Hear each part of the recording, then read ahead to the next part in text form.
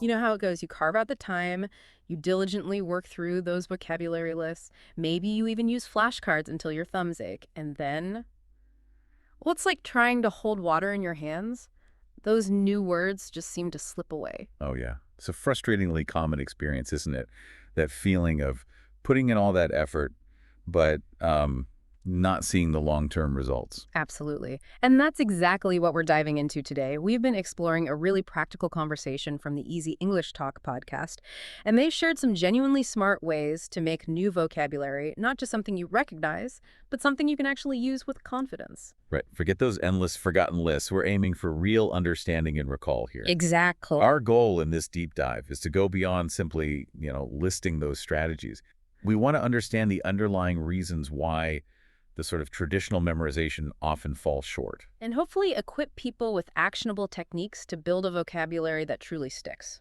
And the best part, it doesn't have to feel like a total chore. We're talking about making this process more intuitive, maybe even a little bit fun, you know? hmm So these new words become a real and lasting part of your communication. And this all comes from a YouTube podcast episode, right? Focused on English learners and vocabulary challenges. Yeah, hosted by Jason and Julia. They offer some very grounded, practical advice. Okay, great. So, are you ready to explore how to truly learn and remember new words? Definitely. Let's maybe start by looking at why this can be such a struggle in the first place. Mm. What are the core reasons, based on the source, that memorizing vocabulary often feels like such an uphill battle? Okay, let's unpack why those words play hide and seek with our brains. Jason and Julia on the podcast highlighted a few key culprits. The first one that really resonates is the lack of context. Ah, context, yes. They pointed out that trying to memorize words in isolation is a bit like trying to remember a phone number you just saw scribbled somewhere. There's nothing to anchor it to, really. That's a great analogy. Without context, a new word is essentially just an abstract piece of info. Our memories thrive on connections, on meaning. Right. So when a word isn't tied to a specific situation or a sentence or an idea, it's much harder for the brain to, encode it and then retrieve it later. And building on that idea of just overwhelming our brain, they talked about the pitfall of trying to learn huge quantities of words all at once. Oh, yeah, the big lists. You know, those ambitious lists of 50 or 100 words you try to cram in. It can feel like you're making progress in the moment, maybe. For a day or two. But the long-term retention just isn't there. Plus, it's pretty deflating when you realize how quickly those words vanish. Think of it like trying to pour a gallon of water into a pint glass. You might get some in, sure, but most of it's just going to overflow and be lost. Yeah. The brain needs time and space to properly process and consolidate new vocabulary into long-term memory. Another really crucial point they made was about the necessity of repetition. But not just any repetition. It has to be consistent revisiting. Right, not just drilling it once. You can't just encounter a word once and expect it to become a permanent fixture in your mind. It needs regular reinforcement. They used a lovely comparison, actually, to planting a seed.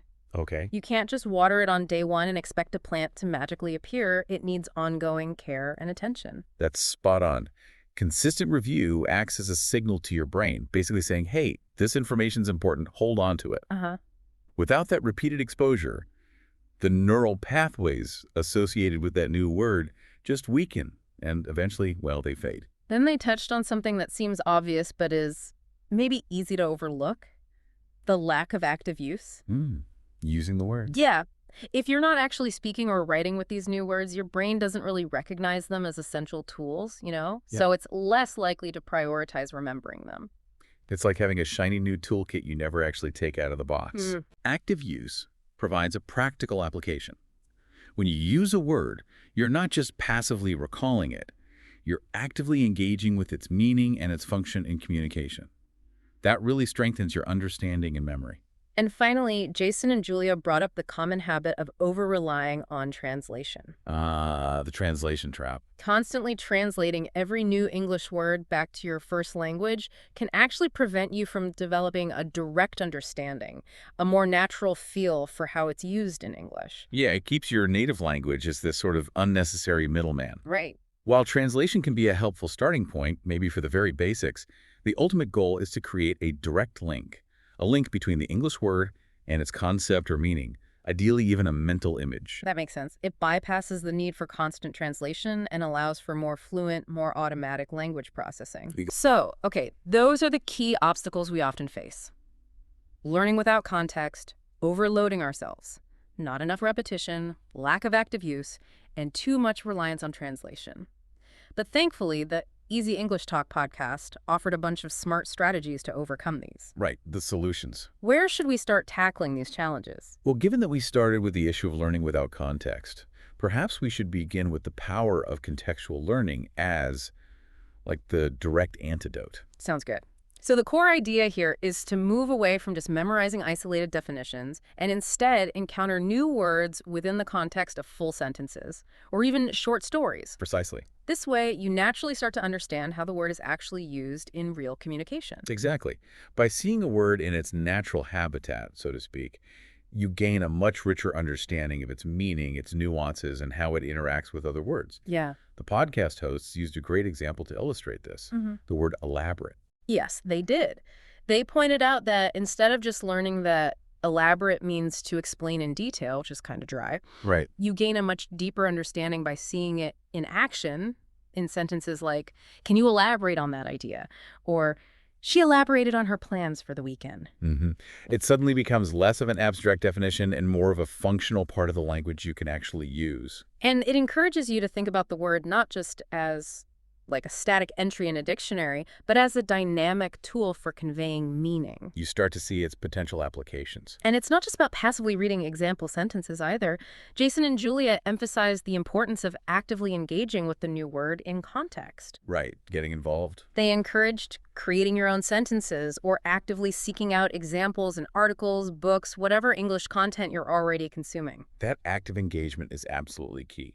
When you make the effort to use the word yourself or find it in different contexts, you're solidifying your understanding and making it much more likely to stick in your memory. Okay, that makes a lot of sense.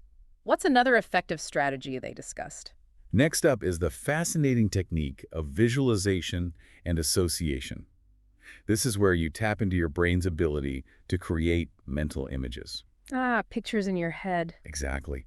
Linking new words to something familiar or creating a vivid picture in your mind related to the word's meaning. This strategy leverages the power of our visual memory, which is often really strong, right? Definitely.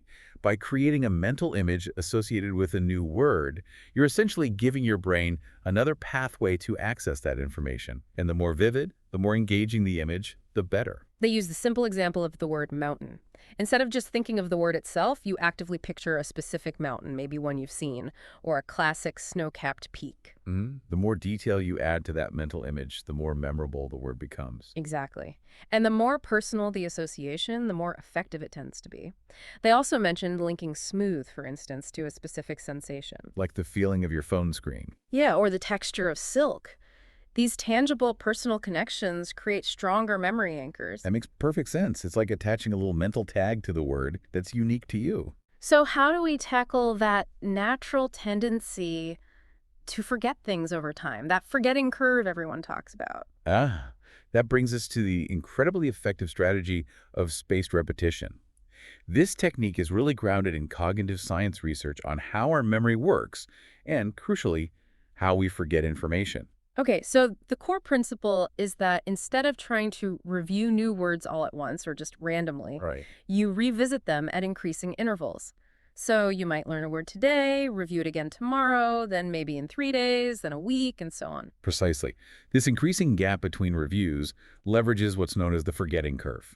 By strategically revisiting the information just as you're kind of on the verge of forgetting it, Okay. you force your brain to actively recall it, strengthening the memory each time and pushing that forgetting curve further into the future. It basically trains your brain to hold on to it for longer. And the podcast mentioned that there are some really helpful tools available to automate this process, right? Like apps. Yeah, apps like Anki or Quizlet, they're specifically designed to schedule these spaced repetitions for you. So they do the scheduling work. Yeah, these digital tools can be incredibly convenient for managing your vocabulary review.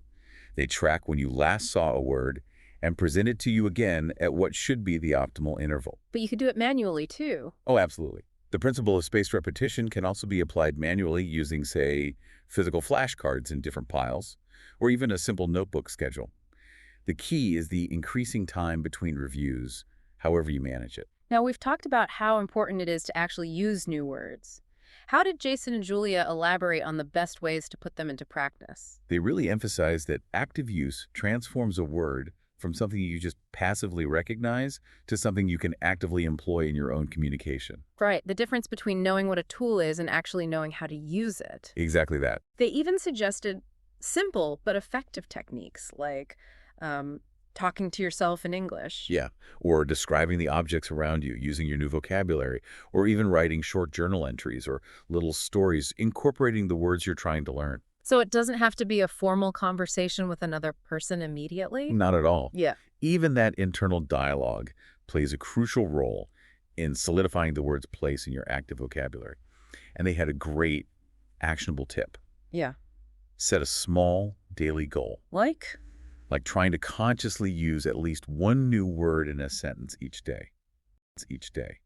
Just one. That sounds really achievable. Just one sentence a day doesn't feel like a huge commitment, but over time it could really make a difference. Definitely. And they also made a really important point that even if you make mistakes when you try to use a new word, that's completely normal. Part of the process. Absolutely. It's actually a valuable part of the learning process. Mistakes are feedback. They highlight areas where your understanding might not be complete and provide opportunities for correction and further learning. Don't let the fear of making errors prevent you from experimenting. That's a big one, the fear factor. It is. But the more you try, the more comfortable and natural it will become. Now, for those who enjoy a bit more structure and maybe a little bit of fun in their learning, what kind of techniques did they suggest? They highlighted the value of using flashcards, but maybe in a more engaging way, and also the concept of gamification. Gamification, like turning it into a game. Exactly, turning vocabulary practice into a more game-like experience. They mentioned using language learning apps that often have game-like elements built in, Mm-hmm.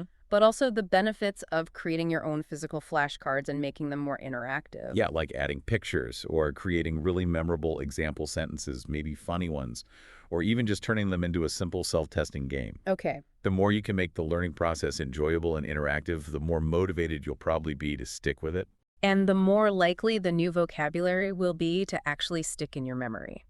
Precisely. And for those particularly stubborn words, you know, the ones that just don't seem to want to lodge themselves in your brain, what did they recommend? For those, they suggested the use of mnemonics. Mnemonics. Memory aids, right? Yeah, it's a clever technique that involves creating a memorable association, often a funny or unusual story or image, to link a word to its meaning. They used a perfect example with the word gargantuan, meaning huge. Right, what was the image? They suggested imagining a giant gargoyle, maybe one wearing enormous, like bright pink shoes or something ridiculous. Huh. Yeah, the more ridiculous or vivid the mental image, the easier it is to recall the word and its meaning. Exactly. These memorable links act as mental shortcuts, basically. They provide an easy way for your brain to retrieve the word when you need it. It's about making the words stand out in your mental landscape. And finally, they touched on something that we often discuss as a powerful tool for language learning in general. Just immersing yourself in English content. Absolutely. Actively engaging with English through movies, podcasts, music, books. It provides repeated exposure to vocabulary in its natural context. Right, reinforcing your understanding and recall almost without trying. Well, you're still trying by engaging, but yeah, hearing and seeing words used naturally helps you absorb their meaning and usage, almost subconsciously sometimes. It's a fantastic way to supplement more direct study methods. Okay, so those are a lot of great strategies to implement, but they also highlighted some common mistakes that learners often make, didn't they? Things we should actively try to avoid. Yes, definitely. Knowing what not to do is just as important as knowing what to do. One of the most significant mistakes, as we kind of discussed earlier, is trying to learn words in isolation. Right, without any surrounding context. Just memorizing a word and its dictionary definition without understanding how it's used in real sentences and real conversations. Yeah. It's just a pretty inefficient way to build practical vocabulary knowledge. You might be able to parrot back the definition, maybe. Yeah, but you won't necessarily have that intuitive understanding of how to use the word correctly and naturally when you're actually speaking or writing. It falls flat. Another common pitfall is trying to cram too many new words into a short period. As we touched on with spaced repetition, that approach just isn't sustainable for long-term retention. No, your brain needs time to process and consolidate new information. Trying to force too much in at once just leads to shallow learning and, frankly, rapid forgetting. So breaking your learning into smaller, more manageable chunks is far more effective. Much more. And it's also crucial to go beyond just the dictionary definition of a word, right? You really need to understand its nuances and how it functions in different contexts. Absolutely. Definitions often provide a basic understanding, but they don't always capture the full range of a word's meaning or how its usage can shift depending on the situation and the surrounding words. You need examples. Then there's the critical importance of consistent review. You can't just learn a word once and expect it to stay with you indefinitely. That just doesn't happen. No. Regular review, ideally using a method like spaced repetition, is essential to combat the natural process of forgetting and to strengthen those memory connections over time. Keep revisiting. And a big hurdle for many learners, we mentioned it before, is the fear of making mistakes when trying to use new vocabulary. Yeah, that fear can be paralyzing, but it's such a natural part of the learning journey. Right. Being afraid to experiment with new words because you might not use them perfectly actually hinders your progress. Mistakes are valuable learning opportunities. Treat them like that. Exactly. You have to be willing to put yourself out there and use the new vocabulary, even if it feels a little awkward or you're not completely sure you're using it correctly at first. That's how it truly becomes integrated into your active vocabulary. You learn by doing, and sometimes by messing up. And finally, they mentioned the tendency for learners to sometimes stick only to vocabulary they feel comfortable with, avoiding more challenging or complex words. Yeah, staying in the comfort zone. Well, building a solid foundation is important. Of course, you also need to push yourself to expand your vocabulary to express more nuanced and sophisticated ideas eventually. You've got to keep challenging yourself bit by bit and not be afraid to tackle more advanced vocabulary as you progress. It's key to increasing your fluency and your ability to express yourself precisely. So yeah, the key mistakes to avoid. Learning in isolation, cramming, focusing solely on definitions, neglecting regular review, fearing mistakes, and avoiding challenging vocabulary. Steering clear of these pitfalls will significantly enhance vocabulary learning efforts. All right, so we've explored the challenges, a whole toolkit of smart strategies, and the common mistakes to watch out for. Now let's talk about making vocabulary learning a bit more engaging and, dare I say, fun. Yes, because who says expanding your word power has to be a tedious process? Exactly. Incorporating playful and engaging techniques into your vocabulary learning can dramatically increase your motivation and your ability to remember new words. One fun approach they highlighted is playing word association games. Oh, these are great. You take a new word and just let your mind wander, brainstorming all the different things, ideas, or images that you can connect to that word. No wrong answers, really. Exactly. For example, if the new word is sparkling, you might associate it with fireworks, a bubbly drink, a shiny jewel. The more diverse and creative your associations, the more connections you're building in your brain for that word. And you can do this on your own as a quick mental exercise. Or you could turn it into a fun activity with a language learning partner, maybe. Yeah, absolutely. It really encourages you to think about the word from different angles. What's another fun technique they suggested? Storytelling. Ah, yes. Creating imaginative, even silly stories using your new vocabulary can make the words much more memorable because they're embedded in a narrative context. Yes. The more outlandish or humorous the story, the more likely you are to remember the words that feature in it. They use that hilarious example, the word enormous, right? Imagining an enormous pizza so big it needed its own zip code. See, that kind of vivid and unexpected imagery helps the words stick in your mind in a way that a simple definition just might not. And for those who like a bit of an active challenge, they suggested vocabulary scavenger hunts. Okay. How does that work? This involves actively looking for new words in the English content you're consuming, whether it's books, movies, articles, or even just overhearing conversations and then consciously trying to understand and use those words yourself later. So it turns learning into a bit of a game of discovery. Exactly. And it helps you see how these words function in real-world communication. And speaking of audiovisual learning, what about the power of music? Karaoke. Karaoke. Really? Yeah. Learning the lyrics to your favorite English songs is a surprisingly effective and enjoyable way to encounter new vocabulary and also reinforce your pronunciation. I can see that. Singing along not only helps with memorization through repetition, but also gives you a feel for the rhythm and flow of the language. And how those new words sound in context. Okay, interesting. Another interactive technique they recommended is role-playing. This is where you simulate different everyday scenarios, like ordering food at a restaurant or asking for directions, maybe. Mm-hmm. And practice using your new vocabulary within those simulated situations. It's a low-pressure way to get comfortable speaking and using new words in a practical context, I suppose. Yeah, you can do this with a language partner, or even just practice scenarios on your own, talking yourself through it. And for those who like a bit of self-assessment, a way to track their progress, what did they suggest? Creating your own word quizzes. Like testing yourself. Yeah, this could involve writing down definitions and testing yourself, or creating fill-in-the-blank sentences using your target vocabulary. It's a great way to gauge your understanding and see how far you've come. That sense of accomplishment when you ace your own quiz can be a real motivator to keep learning, I bet. Definitely.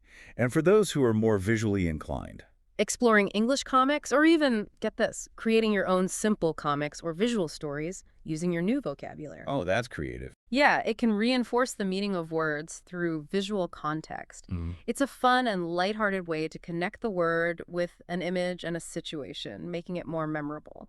It sounds like there's so many creative ways to make vocabulary learning more enjoyable than just staring at lists. Totally. The key, really, is to experiment and find the techniques that resonate with your individual learning style and preferences.